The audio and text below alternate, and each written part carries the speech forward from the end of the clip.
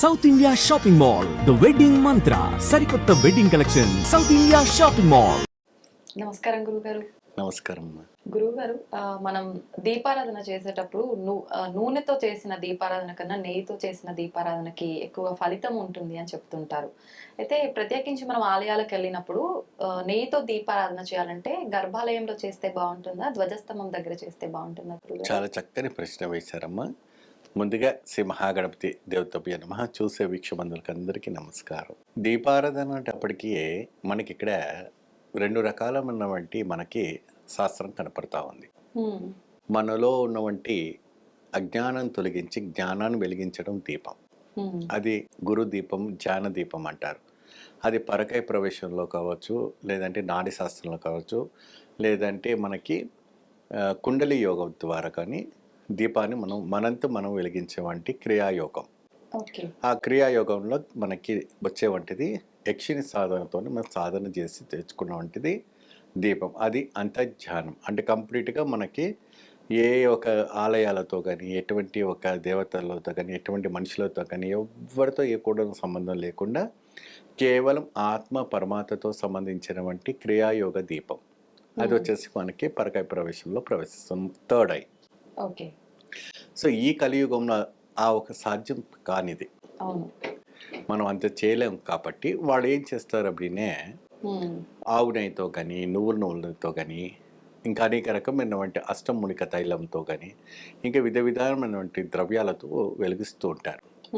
So జనాలకి ఏది అసలైంది, ఏది అసలు కానిది అనేది చాలా వరకు కన్ఫ్యూజ్ అవుతా ఉన్నారు. నిజం. ఎందుకంటే ఆ నెయ్యి కూడా ఒరిజినల్ కాదు.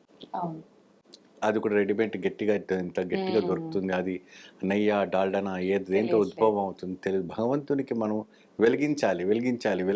వాళ్ళు చెప్పారు మనం చేయాలి అని ఒక ఆరాటం. కానీ మనం చేసేది కరెక్టా రాంగా అది మనం చూసుకోవాలి.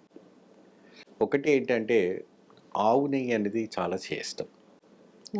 ఆవు నెయ్యిలో ఏంటంటే 33,000 కోట్ల దేవి దేవతలు నివసిస్తారు.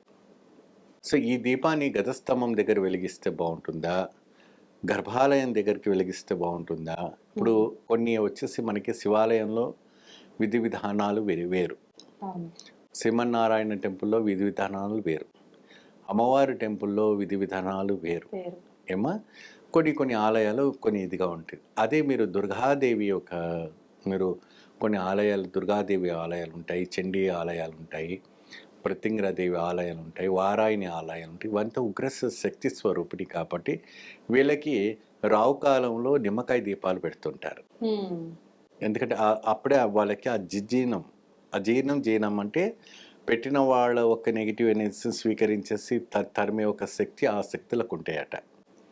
కాబట్టి వాళ్ళు 21 వారాలు, 11 వారాలు, 41 వారాల లాగా ఆ నిమ్మకాయ దీపాలు దుర్గాదేవి నుంచి, దుర్గా అష్టమి నుంచి కూడా ప్రారంభించే వాళ్ళు ఉంటారు. అంటే అష్టమికే ప్రారంభించాలి. ఆ మంగళవారం అష్టమి రోజునే రావు కాలంలో ఈ దీపాలు వెలిగించాలి అని ఒక సిద్ధాంతం, వాళ్ళ సంకల్పం. మ్యారేజ్ కావచ్చు, అనేక రకమైనటువంటి విధానం ప్రకారంగా. అయితే శివాలయంలో నంది దగ్గర, అంటే శివుడికి నందికి మధ్యలో ఏ దీపాలు ఉండకూడదట ఏమా. శివుడికి నందికి మధ్యలో దీపాలు కానీ ధూపాలు కానీ ఉండకూడదు. ఏదైనా నందికి వెనక పక్కన కానీ పక్క భాగాన కానీ ఉండాలి, లేదంటే స్వామివారి దగ్గర అయినా ఉండాలి. సో స్వామివారి దగ్గర మాత్రం కొన్ని విశేషమైనటువంటి ఒక డేస్లోనే మనకు లోపలికి వెళ్ళడానికి ఉంటుంది. తక్కిన సమయంలో ఏంటంటే నందీశ్వరుడి దగ్గరనే మనం పెట్టాలి. చాలా వరకు ఇప్పుడు నందీశ్వరుని దగ్గర ఆలయం లోపల అలవ్ లేదంటున్నారు. లేదు, ఇప్పుడు నందీశ్వరుడి దగ్గరనే. ఎందుకంటే ప్రతి విషయం కూడా నందీశ్వరుడు స్వామివారికి సమర్పిస్తారు. కాబట్టి మీకు తమిళనాడు ఈరోజు ప్రదోషం, చాలా విశేషమైనటువంటి అభిషేకాలు, బ్రహ్మాండమైన డ్రమ్ము పాలు, పెరుగు, తేనె, నెయ్యితోనే అవిశేషంగా తిరువణామలలో కావచ్చు, మళ్ళీ అరుణాచలేశ్వరంలో కావచ్చు, మహాకోవిల్ తంజావూరులో కావచ్చు, తమిళనాడులో చాలా విశేషంగా ప్రదోష పూజ చేస్తుంటారు. ప్రదోష పూజ అంటే ఏంటి?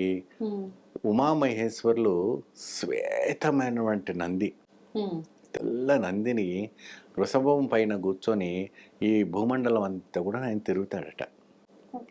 ఆ సమయంలో ఆ ప్రదోషం అంటే పౌర్ణమికి వచ్చే 3 రోజుల ముందు ప్రదోషం అంటారు, అమావాస్యకు వచ్చే 3 రోజుల ముందు ప్రదోష కాలం అంటారు. ఎప్పుడు కూడా నెలకి 2 సార్లు వస్తూ ఉంటుంది. ఆ ప్రదోష కాలాన్న ఎవరైనా కూడా భక్తులు ఎవరైనా కూడా ఉమ్, వెళ్ళి నందికి అభిషేకం చేసినా, నంది దగ్గర ఆవు నెయ్యి దీపం పెట్టినా విశేషమైనటువంటి ఫలితాలు లభిస్తాయి. ఓకే. చాలా అద్భుత ఫలితం. నంది అంటే అక్కడ శివుడికి చేసేది తక్కువ, నందికే చేస్తారు ఆ సాయంత్రం ఈవినింగ్ 5-6. ఉమ్, ఆ గంట సేపు మాత్రం ప్రదోషకాల నందికి గంధంతో కానీ, సుగంధ పరిమళ గంధముతో కానీ, అనేక రకమైనటువంటి ద్రవ్యాలతో స్వామివారికి చేస్తారు. ఆ నంది దగ్గర ప్రత్యేకంగా మీరు కోరినట్టుగా, మీరు అనుకున్న విధానమైనటువంటి పదార్థముతో ఏది ఊరికే రాదు. ఉమ్, కష్టపడింది ఏది ఊరికే రాదు. కానీ ఆ నందీశ్వరుడి దగ్గర వెళ్ళి మీ యొక్క కోరిక ఏదైతే ఉందో ఆయన చెవులు చెప్పి ఆ నెయ్యి దీపం వెలిగించి రావటం వల్ల విశేషమైనటువంటి ఫలితం లభిస్తుంది. మహాపరాశక్తి, ఉగ్రశక్తులు, మన తర్వాత ప్రతింగర దేవి ఉగ్రదేవతలకంతా కూడా మంగళవారం నాడు రావుకాలంలో చేయవలసినటువంటి నిమ్మకాయ దీపారాధన చేయాలి. నిజంగా నెయ్యి దీపం అనేసరికి చాలా మందికి అసలు నెయ్యి దీపం విశిష్టత చాలా ఉంటుంది. అవునమ్మా. ఏ రకంగా వెలిగించాలి ఏంటి అనే సందేహం చాలా మందిలో ఉంటుంది గురుగారు. అయితే ఈ ఒత్తులు వేసే విధానం కూడా ఏమైనా పాటించాల్సి ఉంటుందా గురుగారు? వత్తుల్లో వచ్చేసి మనకి ఇప్పుడు 10 మంది 10 రకాలు చెప్పి దాన్ని ఒక రకంగా మార్చారు. అసలు ఏ వత్తి ఏది చెప్పాలో జనాలకు అర్థం అవటం లేదు.